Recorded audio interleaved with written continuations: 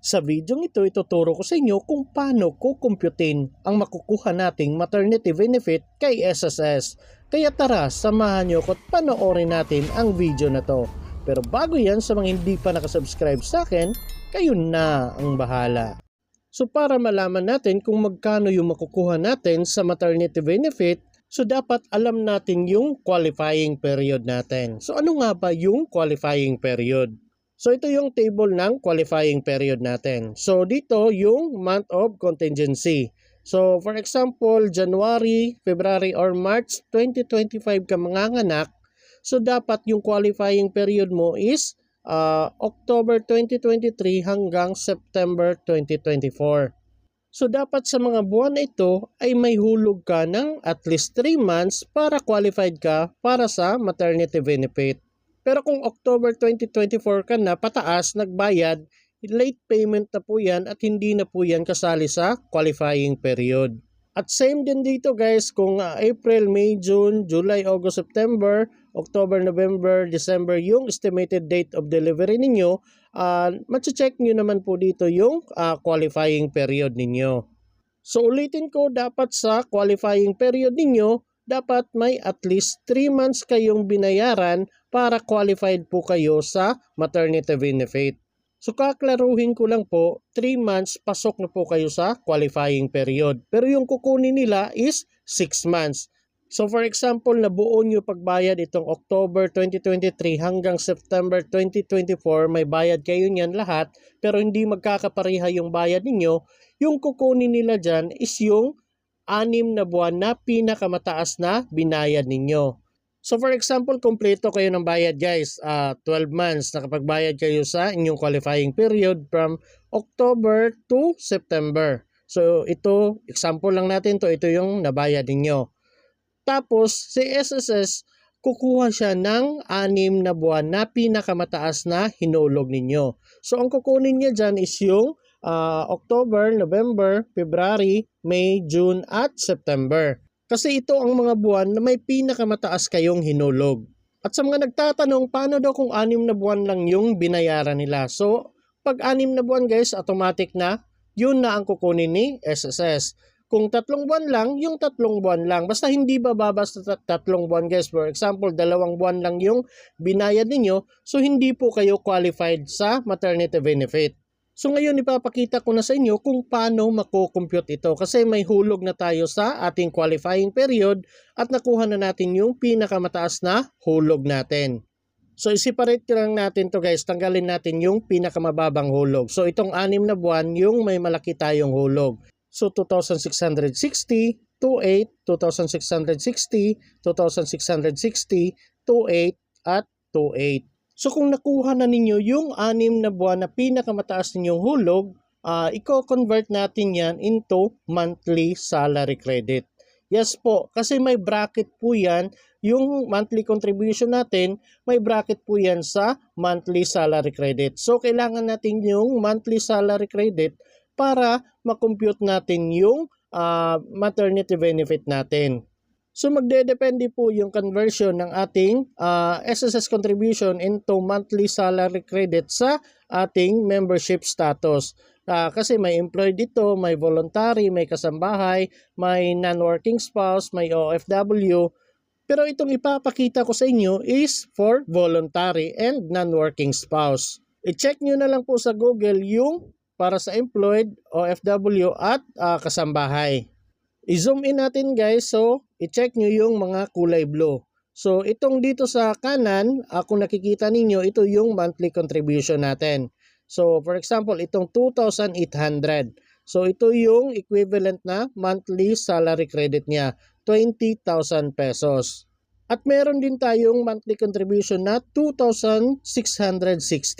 So ito naman yung monthly salary credit niya, 19,000.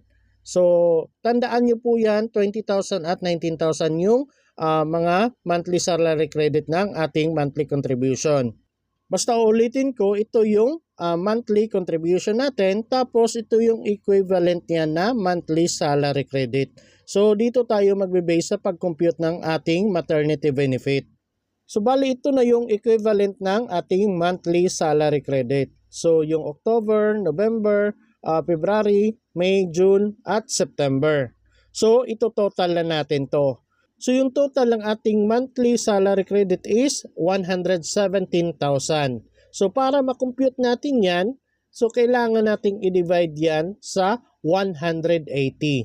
So sa mga nagtatanong kung saan daw galing yung 180. So bali yung 180 ay constant na yan para makuha yung daily salary credit ninyo.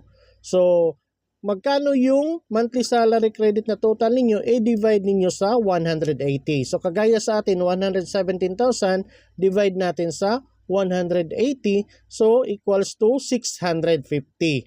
So bali ito na yung average daily salary credit natin, yung 650. So para malaman talaga kung magkano yung exact amount na makukuha ninyo, so yung 650 or kung magkano man yung average daily salary credit na na-compute ninyo, kailangan ninyong i-multiply. Take note, i-multiply ninyo dito. So for example, kung normal or CS yung panganganak ninyo, i-multiply nyo po sa 105. Kung miscarriage naman, i-multiply ninyo into 60. Kung solo parent kayo, i-multiply ninyo into 120. So for example, sa atin 650 yung daily average credit natin at normal naman yung panganganak, so kailangan nating i-multiply yan into 105. So yung total na makukuha natin is 68,250 pesos. So kung miscarriage naman, yung 650 natin, i-multiply natin into 60. So yung makukuha lang natin is 39,000. At kung solo parent naman kayo, yung average daily salary credit ninyo, i-multiply ninyo into 120. So for example, 650 yung average daily salary credit ninyo, ay multiply ninyo into 120. So yung makukuha ninyo is 78,000. So, ganun lang po kadali para makompute yung makukuha ninyong maternity benefit. So, para sa mga nagtatanong kung paano daw makakuha ng 70,000 pesos na maternity benefit. So, kung voluntary kayo guys, maghulog lang kayo ng 6 na 2,800. So, dapat sa qualifying period ninyo, may hulog kayo na 6 months na tag 2,800 para makuha ninyo yung 70,000 na maternity benefit. So ulitin ko guys, make sure alam niyo ang qualifying period ninyo. So dapat alam niyo yung estimated date of delivery ninyo, tapos alam niyo kung ano yung qualifying period ninyo. So kung alam niyo na, make sure na may hulog kayo na at least 3 months sa inyong qualifying period. At hindi dapat mababa sa 3 months. 6 months yung kukunin nila pero okay na yung 3 months. Qualified na po kayo doon. Pagkatapos yung pinakamataas na 6 na buwan na monthly contribution ninyo, i-convert nyo po into monthly salary credit. So yung bracket po, nandyan po sa Google or pwede ko pong ilagay dito yung mga picture. Depende po kung employed, OFW, kasambahay, or voluntary kayo. At pagkatapos kung na-convert nyo na, i-total nyo na po yung monthly salary credit ninyo. At pagkatapos yung total, i-divide ninyo sa 180. At iyon na po ang iyong average daily salary credit.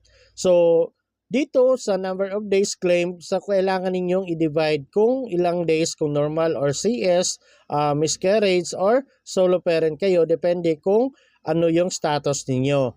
So, ganun na po kadali guys at makukuha nyo na po yung total na maternity benefit na makukuha ninyo.